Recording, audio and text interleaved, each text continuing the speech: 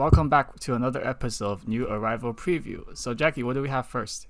This week we have Fury Towards the Burning Heavens. It's an Eastern fantasy novel, and to be honest, from the synopsis, it does seem pretty generic.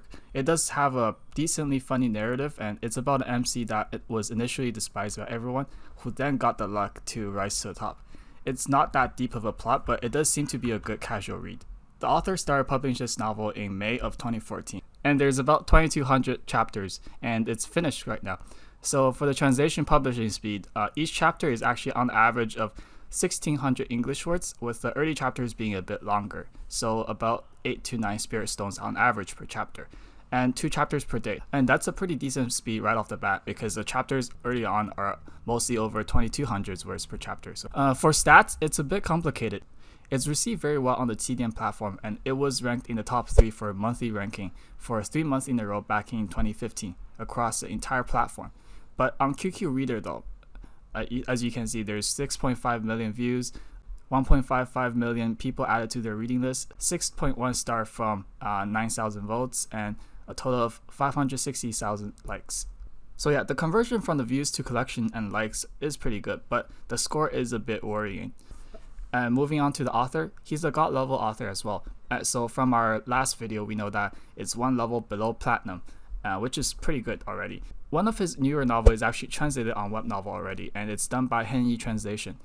Anyways, as for the reviews and comments on the Chinese site, it is a bit mixed. Some people say that the MC is too dumb, the whole story is a ripoff of some other novel, or the author writes like a kindergartner. On the other hand, you have people that wrote a fucking poem like praising how beautiful this story is written, and or how they're so emotionally connected to the story and sets the MC as his role model.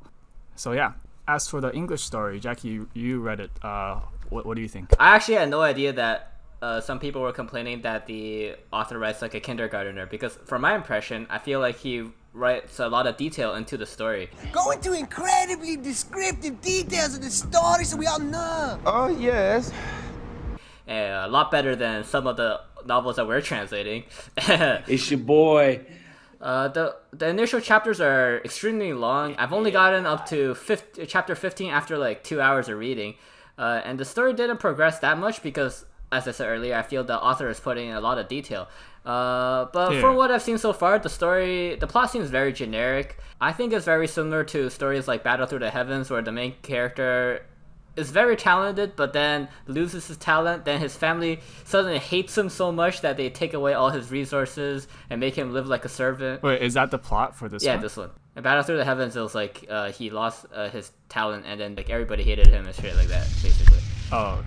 As well, there's a cool cultivation technique that he just gets out of his ass. Like, holy shit, where did he even get it from? They literally sent it to him in a daydream. Like, he didn't even have to go into like a tomb to fight an ancestor or whatever to get this cultivation technique, and suddenly it's a solution to all his problems. As well, there's medicine pills and fucking auction houses. Holy shit, the initial setting is basically the same as almost every other generic cultivation novel.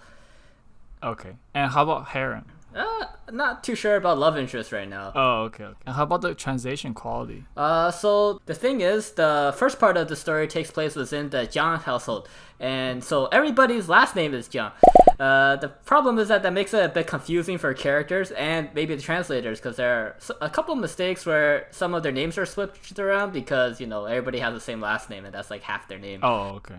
The translator is very experienced, I feel, as there's a lot of fancy words being used. And although there are basic mistakes, the chapters are very long, and cultivation novels are hard to translate. So they actually don't detract from the reading experience anyway, so they can be overlooked. Alright, so final opinion. What do you think? Would you recommend it or no? Honestly, if this type of story is your cup of tea, then I think this is worth a look. This is basically every no, but like some people enjoy these kind of novels, right? Some people enjoy reading like about the underdog, like getting his place back and everything, which I think is the first part of this novel. Like I like the Count of Monte Cristo, which is alright. Shut up. We're short on time now. Okay. I think the readers will enjoy it if they have already enjoyed the Invincible Dragon Emperor. And if you don't like that novel, then you probably wouldn't enjoy this one too, because like, you know, it's written by the same author, and it's the author's first book. And based on the readers' comments, the style and the plot wasn't that different. All right, moving on to the second novel, Growing Fond of You, Mr. Nian. Whoa. All right. All right. So this is a modern romance novel, and there will be a lot of twists and turns in the plotline that will really hit you in the feels sometimes.